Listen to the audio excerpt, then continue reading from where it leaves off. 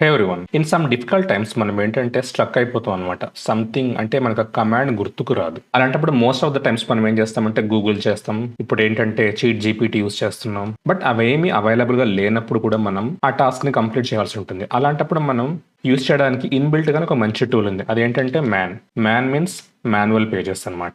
So మీరు ఏ task అయితే కంప్లీట్ చేయాలనుకుంటున్నారో ఆ టాస్క్ ఏమైనా మ్యాన్ పేజ్ ని ఓపెన్ చేస్తే, ఫర్ ఎగ్జాంపుల్ ఎన్ఎఫ్ఎస్ సర్వర్ యొక్క మ్యాన్ పేజ్ అనమాట. సో దీంట్లో ఆల్మోస్ట్ ఎవ్రీథింగ్ దాంట్లో డిఫైన్ చేసి ఉంటుంది. డాక్యుమెంటేషన్లో ఎవ్రీథింగ్ ఉంటుంది అనమాట.